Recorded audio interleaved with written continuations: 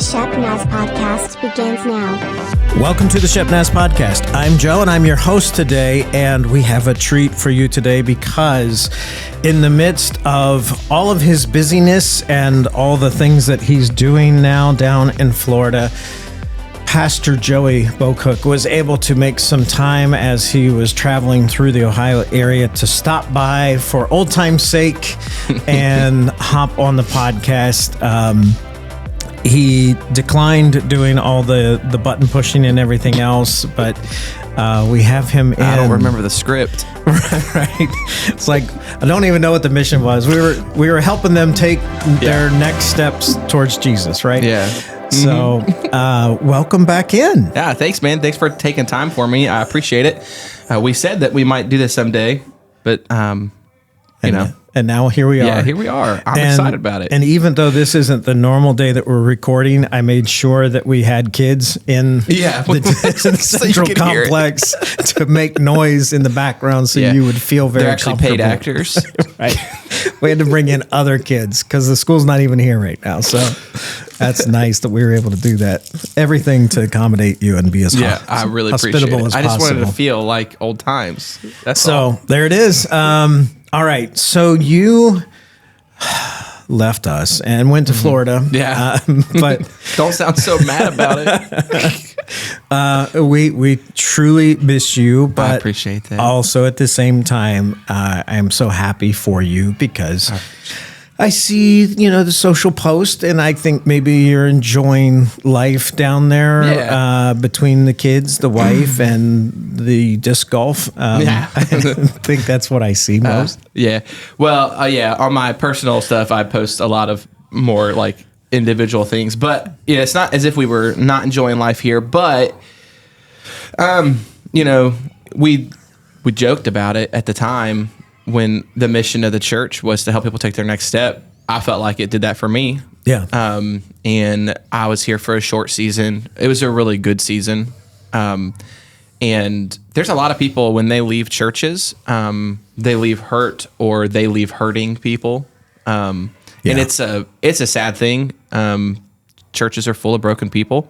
But I'm really thankful that the last 3 assignments that God has put me on and like set me off to, I've been able to have really good partings, bittersweet partings that were, nobody was mad. Everybody was like still in good graces. And, in fact, like, you talk about disc golf. The reason I play disc golf so much is that, I regularly play with my mentor down there, and he was my pastor 3 churches ago. And we hang out once a week. And nice. So like, it's a real blessing to be a part of churches who, hold you loosely, knowing that you're just trying to follow God's path. And so it was an amazing time here, but I do feel like it helped me take my next step, gave me the experience. And honestly, like, this is going to sound like, sucking up, like, it was a dream of mine to work with Rob. We had talked about it. Isn't it for all of us? I mean, it was no secret that, Rob was my youth pastor, and we had joked about it when I was in high school, that someday that could happen. And it never really felt like it was ever going to be because the paths that we were on were just different. And so when the opportunity came, the reason we took it, in part or in a large part of it, was that I wanted to do that, and I wanted to serve him because of all that he had done for me. And in turn, I got the reward of, being at this church, and just like walking in the doors this morning. It was fun. Well, it was actually fun yesterday when we connected to say, hey, this will probably work at this time.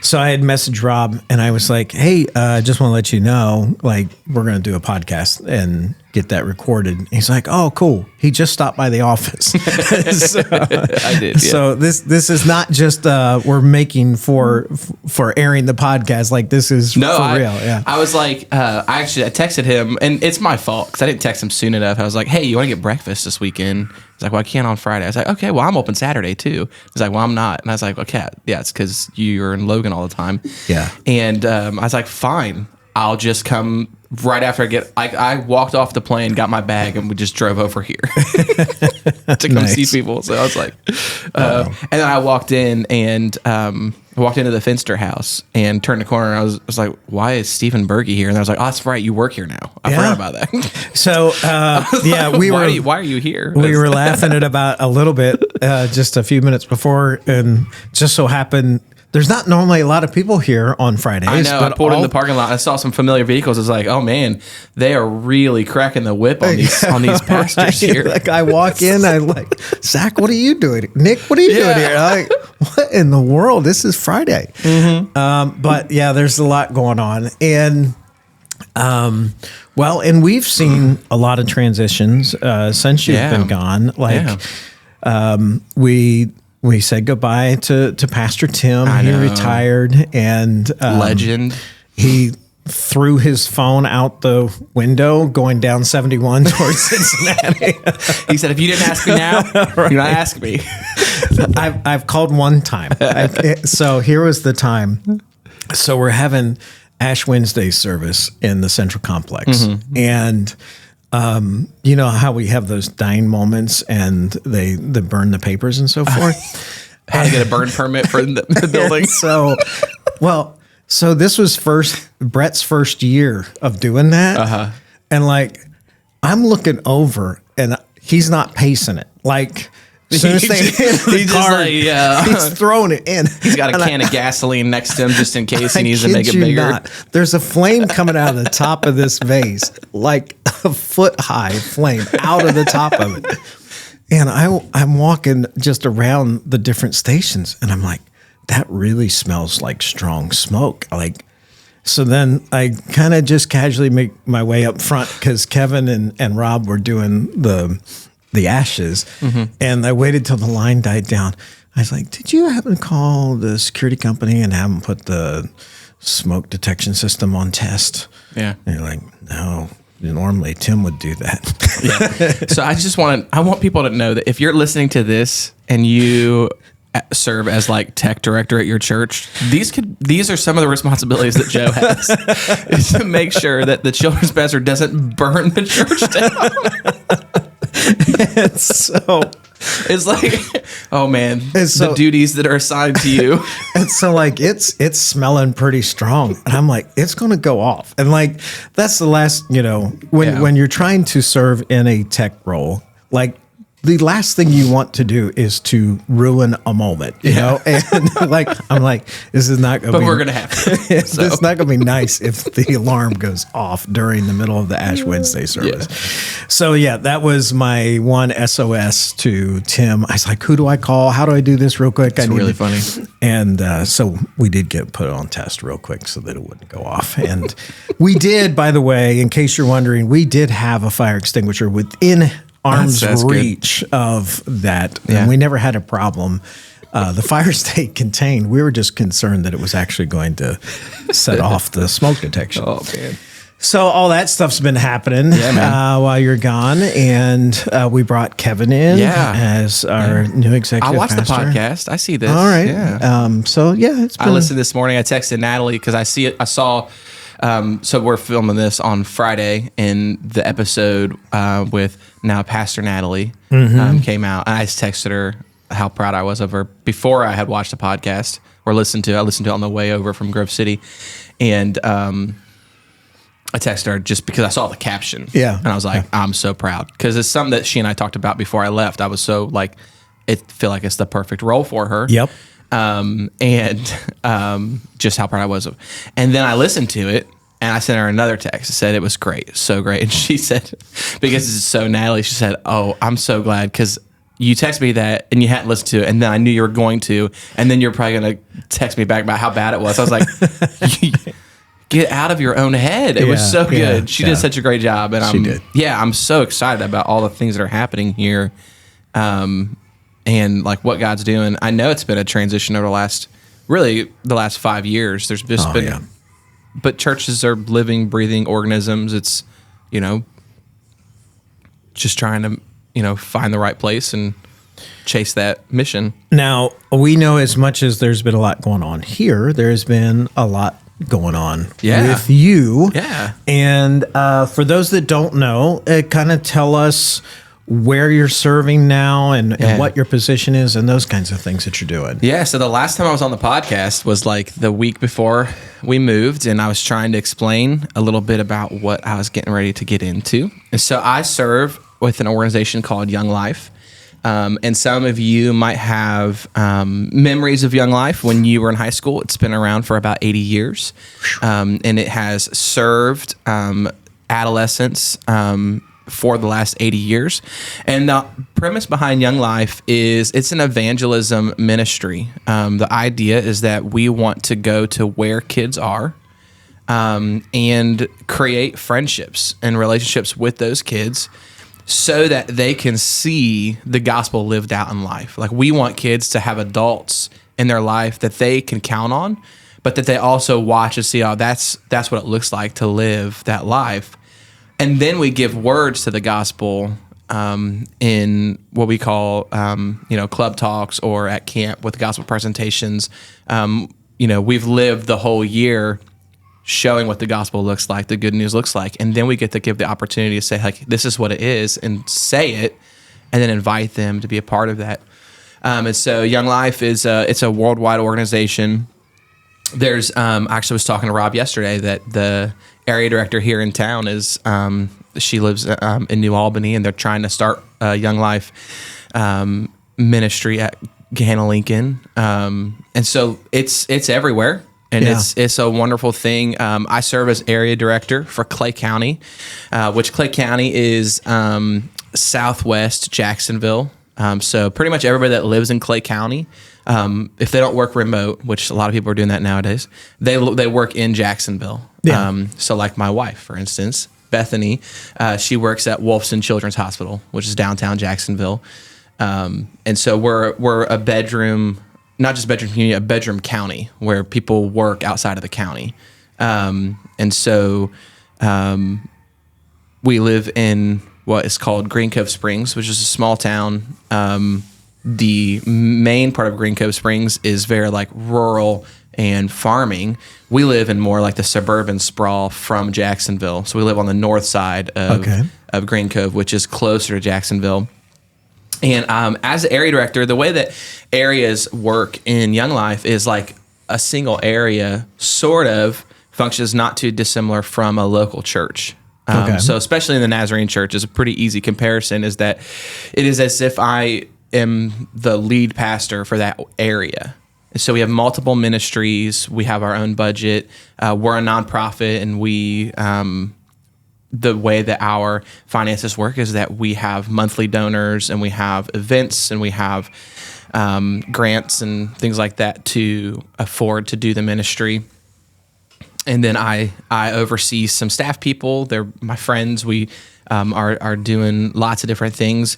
But then we also, just like in this church, we give a portion of what we have back to YoungLife so that our camps and our kind of like the headquarters folks that are like making all the things happen behind the scenes, not too dissimilar to how the Church of Nazarene gives, 15% or so back to world missions and to education and things like that to the district. So in our area, we have 4 functioning ministries. So we have YoungLife, which is the high school ministry, which is one of the most people that, if they're familiar with YoungLife, they're familiar with that.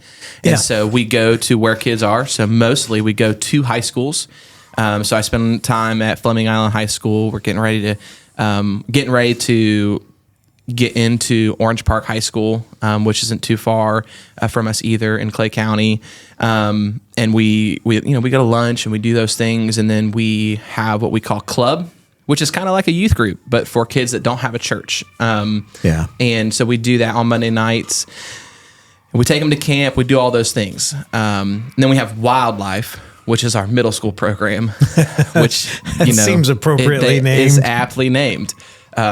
Sometimes the name just fits right. When I was a kid at Grove City and Rob was youth pastoring before him, we had a Friday night event called Riot. And And there were times that it was aptly named. And so WyldLife just feels right. And so I have a staff person. Her name's Christy. She's wonderful. She's like, she's the all-star of our team. She runs our WyldLife program. And so same thing, kind of works just like the high school. She's at schools. She goes to soccer games, lacrosse games, baseball games. She's doing lunches there, and then they do Saturday nights for their club. But what's really cool about that is that she runs her club with high schoolers running it. And so we have about 17 high schoolers that take their Saturdays and devote it to sharing the gospel with middle school kids.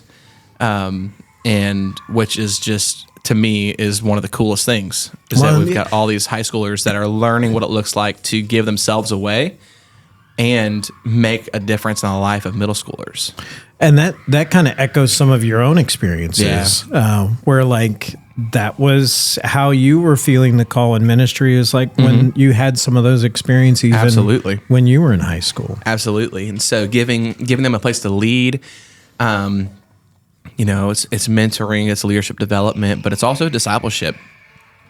And so while YoungLife is primarily known for its evangelism, we do have discipleship as a core piece. And if that piece isn't working, then the evangelism won't work either.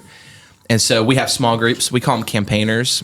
And so like on Wednesdays, I'm at Jeremiah's Italian Ice with high schoolers that walk over from the high school, and then we got a couple more groups, and we're doing middle school ones too. And so those are the two ministries that are mostly known about YoungLife. So we have those two functioning. We also have Capernaum, which is our ministry that's dedicated to special needs kids. And so my coordinator for Capernaum, her name's Mel. She's actually on my staff as our administrator, and she just does Capernaum as a volunteer. And so we have about, anywhere from 10 to 20 or so kids who come to that. And it's all sorts of reasons why they're a part of that. And it's a great time for them to be known and to have someone care about them and have the ability to share the gospel with them. Yeah. And it's a great time because parents who are full-time caregivers for kids like that rarely have a second where somebody else is able to say, hey, we got this. And so we have a group of parents who will bring their kids, and then they'll just go and have dinner with each other. And so creating community for them has been great. And just like we take our high school and middle school groups to camp, Capernaum, we go to camp too. And so they actually just had weekend camp a few weeks ago. And then they do an overnight camp in the summer as well. They do 5 days, and everything's dedicated to them. And so it's a great ministry. It's called Capernaum. And so we have that functioning as well. I can see where that is obviously a ministry to those kids, but I can also see what a ministry that must be to the families as well. Well, to say, hey, there is a place for my kid. Yeah. And like to just know that their needs are being addressed and they're being seen. Well, and again, we're even doing some of that leadership development with high school kids there too, because we call them buddies. So we have high school kids from our YoungLife program who take their Friday nights and they come and hang out at Capernaum, and they just hang out with our Capernaum friends. They'll sit and they'll play games. Like we play the first half hour to 45 minutes of Capernaum Club is like I'm sitting there playing Uno with my friends, and others are doing some crafts. And then no matter what the theme is of the night, we're playing bingo. And they get really into bingo. And we have a club talk where we give a gospel presentation. And then we have some like game stations. But we have high school kids who take their Friday nights to come and serve there. And it's just a testament of what God's doing in their lives, that they're giving away Fridays, they're giving away Saturdays to serve others. And we're not twisting arms either. Right. And it's a blessing to know high school kids who are doing that kind of stuff. And adult leaders as well, giving up theirs. I mean, we have someone, her name is Kim. She's also on our YoungLife board. And there are weeks where we have a board meeting on a Thursday night, and Capernaum happens Friday night, and WyldLife happens Saturday night, and she's at all of them. And we're like, Kim, you got to take a day off. But, we have dedicated people who are just pushing the mission forward, and they just love kids, and they want to see kids come to know Jesus and their life to change. And then the last ministry we have currently is called YoungLives. And YoungLives is a youth ministry dedicated to teen moms. It's a population of kids who are often left out in churches.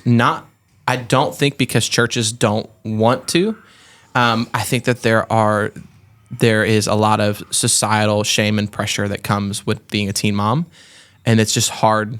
It's hard to like walk back into your youth group when that's when that's the life that you're living. And so YoungLives is dedicated to being there for kids who are experiencing that.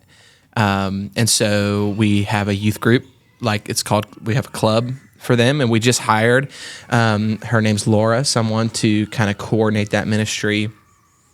And they go to camp too. They bring their babies with them. So we bring a childcare person to camp, and they bring their babies. In fact, Bethany and I got to serve for weekend camp a few weeks ago. I was a head leader, and Bethany was the camp nurse for YoungLives weekend camp. And there were 28 girls and 27 babies, and 15 girls made first-time decisions for Jesus that weekend. That is really an exciting and innovative ministry, because I can see how so many of these young moms, and we could do a whole nother episode about how that happens, but nonetheless, they're still in many ways kids themselves. Absolutely. And they end up losing that childhood because they're no longer, they no longer fit with their friends of the past, because they have responsibilities and demands on their schedule that, others can't even really understand. Yeah. And to have a place where I could be with other people that are having the same kind of similar struggles. Yeah. And to know that in the meantime, some of the day-to-day responsibilities that I have, I get a little bit of a break from that and get to kind of come back to my childhood for just a little bit. Yeah. And that's one of the things that I really love about YoungLife is that we do our best when we are with kids to let them be themselves. And that's not to say that we didn't do that. In fact, the way that I had functioned in youth ministry after I was introduced to YoungLife back in 2014 was that I wanted our youth ministries to recreate some of the magic that I found at YoungLife. Yeah. I wanted kids to know that we loved them, that we were going to be there, that whether they ever decided to believe in Jesus or not, that we were going to walk with them. They can say no to my face, and I'm still going to show up at the basketball game because we care that much. It's up to you to make the decision, but it doesn't mean that we're going to be like, okay, well, if you don't want that, then we'll walk away. But another thing that we love is in 2025, we still take phones away at camp. They don't get to have their phone. And the first day, it's a fight. Amen. It's a fight the first day. Oh, yeah. But by day 3, it is amazing to see the transition from the anxiety and the pressure of the phone to just being teenagers again. Yeah. By Tuesday of camp in the summer, it is they're themselves. I'm not saying that they're different. I'm saying that it's them. Right. All of that stuff is gone, and you're able just to connect. And like you were saying, it gives them a chance to do that. And we don't do it for mean reasons. The other reason we do it is because the camps that we go to have no self-service, so it wouldn't matter anyway. Right. But it was funny because they used to be that you had to bring depending on how young you are listening to this, just a few years ago, all the camps had payphones, and you had to bring a card that had money on it to pay. Now they'd still have the same payphones, but they're free. So they can call home, or they can call their boyfriend or girlfriend back home, at camp. But yeah, one of the core ideas behind YoungLife is that we want to establish lifelong friendships that they may not decide. We would love for them to decide in high school that they want to follow Jesus and it to change their life. But it may be that they don't make that decision until 24. And I want them to call their Young Life leader when they're 24, be like, hey, I remember when we talked about this, or that they still had that relationship and they still meet regularly, and that when they're 24, they make that decision, and that Young Life leader's still there for them. Yeah. Though that's not technically part of the role and like the ministry that we do in the moment, we're trying to set up a lifelong relationship so that when that decision happens, we can be there for it. We're trying to play the long game, and so it's a really fun ministry, and it's got its quirks, but in Clay County, Young Life's been around since the mid '80s, and so I'm very fortunate to walk into an area that is known and respected. I didn't have to come in trying to win the community over. Yeah. We have great church partners who support us, and like my office is at Grace Anglican Church in Fleming Island, and they donate that to us, which is an amazing thing. They've been an amazing partner for a long time. So churches are on our team. There's no competition. Like, we all want to see kids know Jesus, whether that's at youth group or at Young Life, and then plugging them into churches.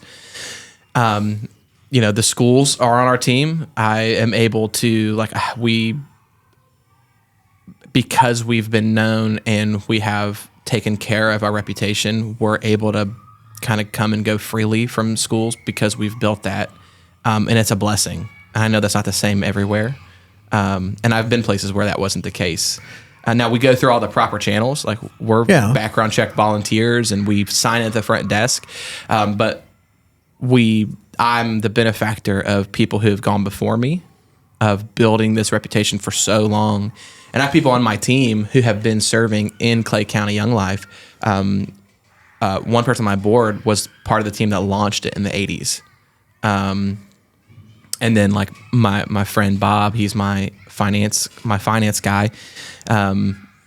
His daughter was on staff in Clay County in the mid 90s, and he's still on my team as my finance guy, and he does finances for the Florida region as well. And so like we have an incredible team and have been doing God's given us opportunity to do really good stuff this year.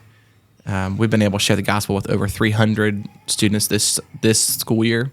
Wow. And planning on taking about 60 kids to camp this summer. So I know that you've had a lot of varied experiences in youth ministry, whether it's in the Nazarene Church or through Young Life, and kind of being able to transition back and forth between the two. Yeah. I'm curious, like, what do you see as the current temperature with our youth today? Like, as you've seen this over the past few years, like, do you find more of an openness, less of an openness? Is it harder to try to get them to talk about spiritual things, or is it just the same? I'm curious as to what you're seeing out there. I think the latest statistics that have come out are that this generation's more open to conversations about it. But most of that is because they have the vast majority have no background in it. Whereas maybe I think if you went back, say to when I was a teenager, I think like the kids that I grew up around, the vast majority of us were nominally Christian. And so there was some ease at opening those conversations, but also some hard things because kids maybe had a skewed view of who God really was because of the temperature of their home, because their parents said they were Christian, but they did these things, or their friends or the church that they were at. And so I think Fuller Youth came out with a resource last year called Faith Beyond Youth Group. And the idea about it was, what does it take for kids to carry faith through their life beyond youth group, which is the title of the book. Right. And I think one of the parts that really it sticks out to me is the relational component.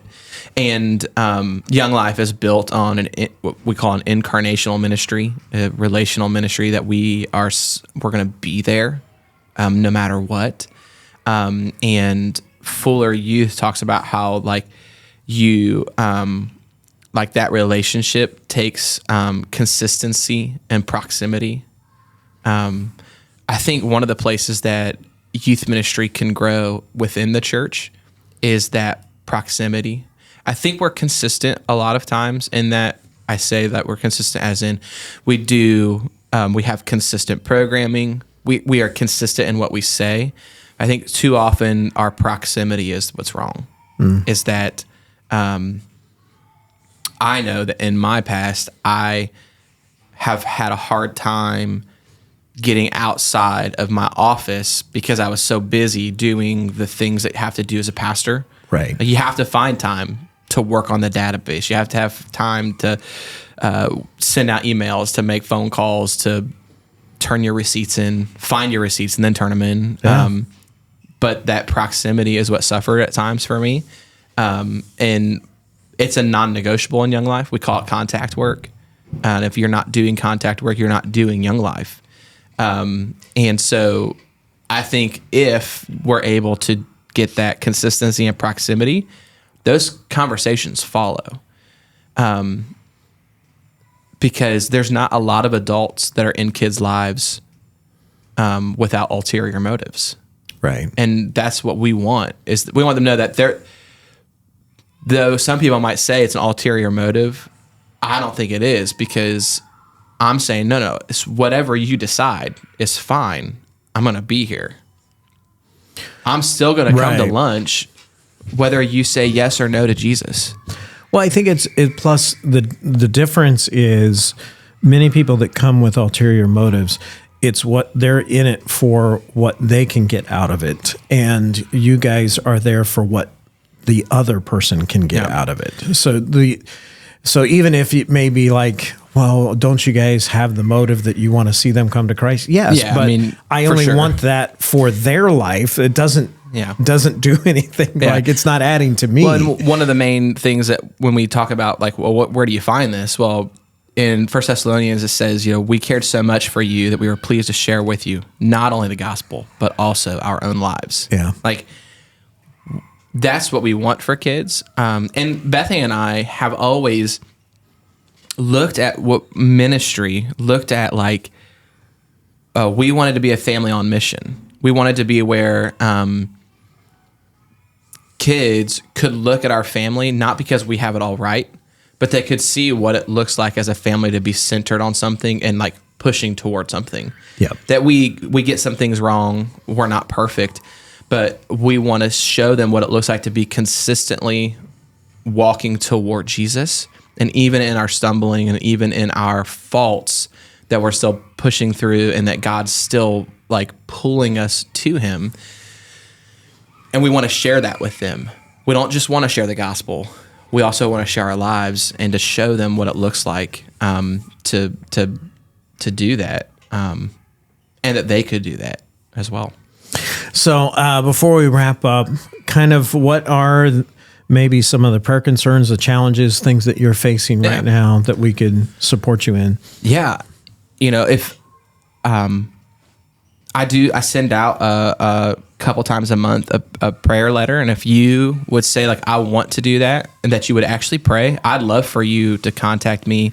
I've got some folks on there. In fact, some people here at the church at Shepherd are on that team.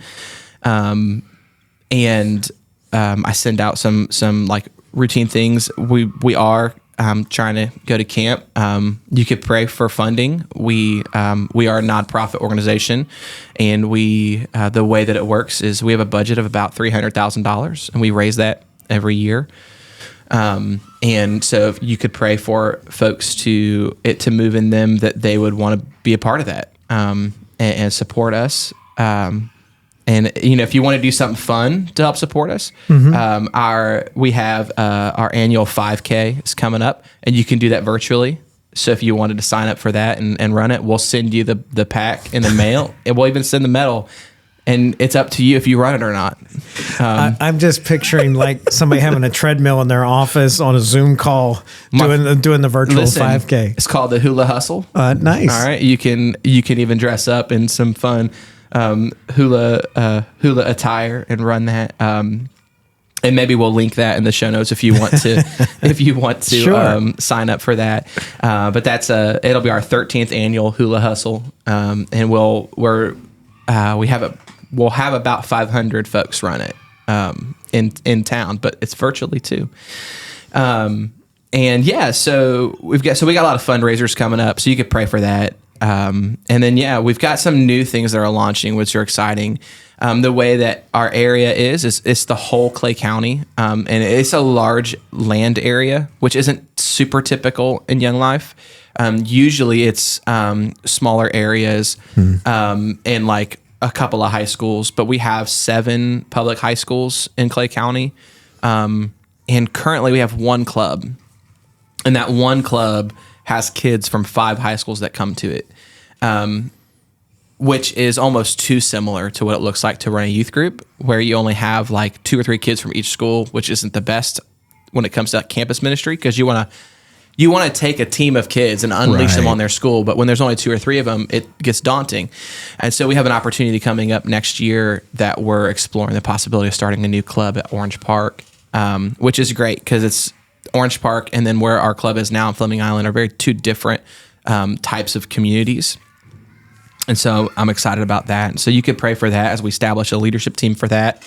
And again, as we garner funding for that particular ministry to help kind of set that up. And then you can always pray for my family. I mean, we're in this, we're chasing it.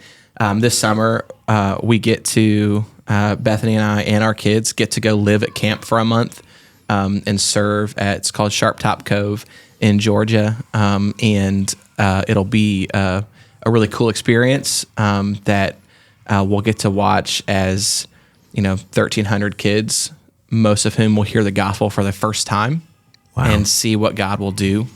And we have just some really, really cool things that God's doing.